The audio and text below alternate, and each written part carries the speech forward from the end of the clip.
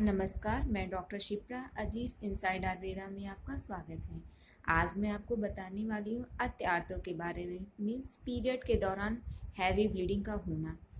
बहुत सारी ऐसी महिलाएं हैं जो इस रोग से पीड़ित हैं और वो बहुत ही परेशान होती हैं, जिसमें उन्हें कुछ महिलाओं में ये दिक्कत देखी जाती है कि पीरियड्स तो बिल्कुल टाइम से आते हैं लेकिन ब्लीडिंग बहुत हैवी होती है। कुछ महिलाओं में देखा जाता है कि पीरियड्स जल्दी आ जाता है और जल्दी आने के साथ साथ ब्लीडिंग लंबी रहती है, हैवी के साथ साथ उसका ड्यूरेशन जो होता है वो लंबा हो जाता है, टाइम इसकी लंबी हो जाती है। मीन्स जहाँ 5 दिन रहना चाहिए वहाँ 10 दिन 15 दिन रखा होता है।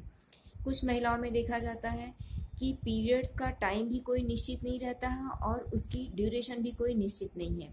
मीन्स पीरियड कभी 15 दिनों पे कभी 10 दिनों पे आ जाता है और उसके साथ साथ उसकी जो टाइमिंग होती है वो भी लंबे टाइम तक हो जाती है या कभी जल्दी ही ख़त्म हो जाता है, लेकिन ब्लीडिंग उसमें भी हैवी होती है।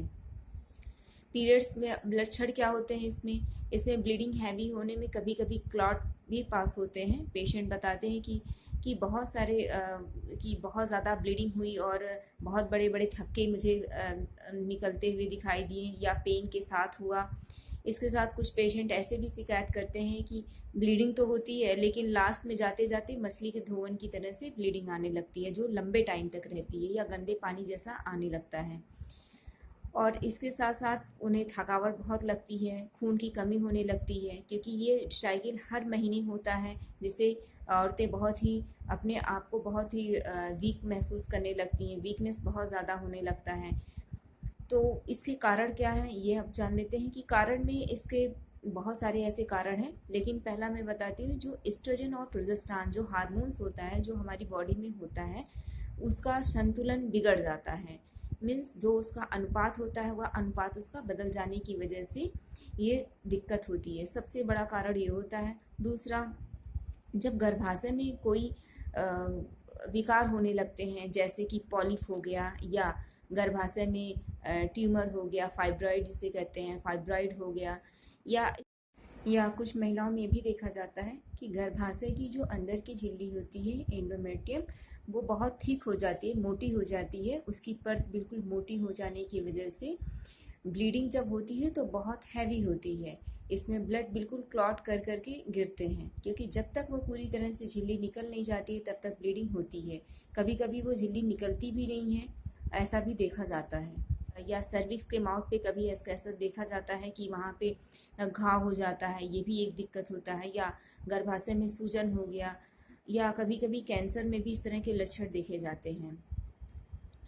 तो इसमें इसके साथ साथ कुछ महिलाओं में ये भी देखा जाता है कि जो कॉपर टी लगवाती हैं निरोधक, उन्हें किसी किसी को नहीं सूट करता तो उन्हें भी ये दिक्कत बनी रहती है, हर महीने ब्लीडिंग तो आती है लेकिन बहुत हैवी होती है। इसके साथ साथ कुछ महिलाओं में जो डिलीवरी के टाइम में या कठिन प्रसव होता है उस टाइम कभी कभी प्लेसेंटा के कुछ पार्ट यूट्रस में छूट जाते हैं, जिसकी वजह से ब्लीडिंग बहुत हैवी होती है या पीरियड्स जो है लॉन्ग ड्यूरेशन होने लगता है। इस तरह की भी चीज़ें देखी जाती हैं। दूसरा, ये भी देखा जाता है कि कभी कभी जो बच्चेदानी होती है वह अपनी जगह पे नहीं आ पाती है।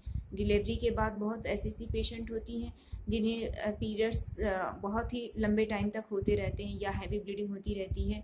ये ज़्यादातर सीजर के बाद भी देखा जाता है। बहुत ऐसे पेशेंट मुझे मिले हैं जो सीजर हुए 4 महीने 6 महीने हो गए लेकिन ब्लीडिंग उन्हें हमेशा हैवी होती है।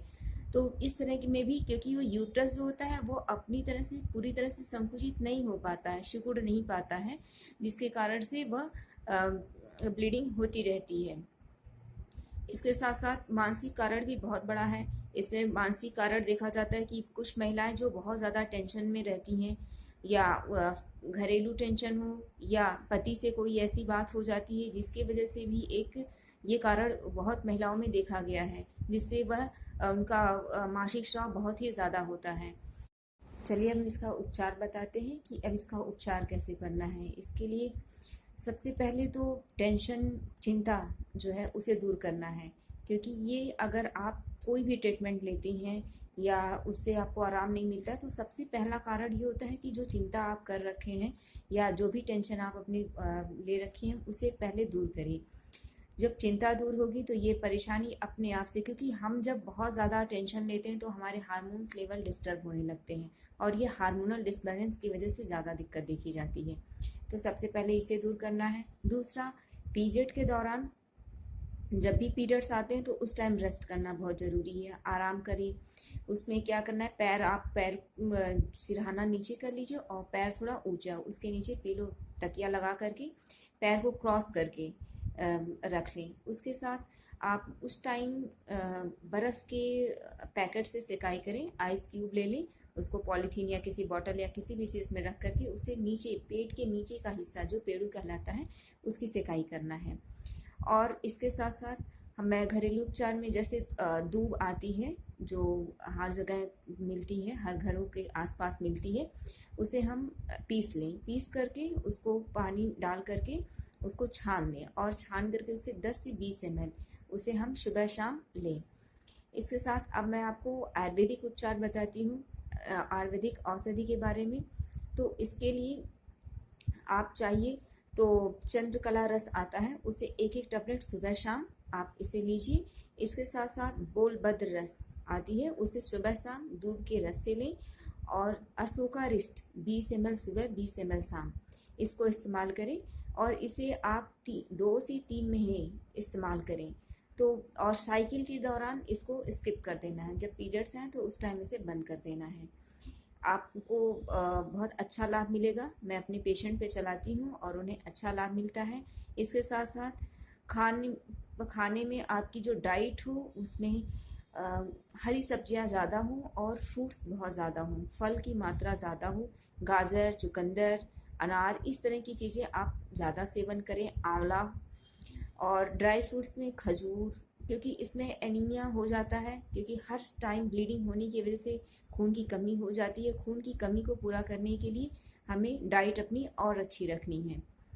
तो और इसके साथ साथ खट्टी चीज़ें मीन्स अचार या खटाई, इस तरह की चीज़ें परहेज रखें, इसे ना खाएं। उम्मीद है ये वीडियो आपको पसंद आएगी। अगर आपको ये वीडियो अच्छी लगे तो प्लीज़ लाइक करें और इस चैनल को सब्सक्राइब करें और इसे शेयर करें। Thank you.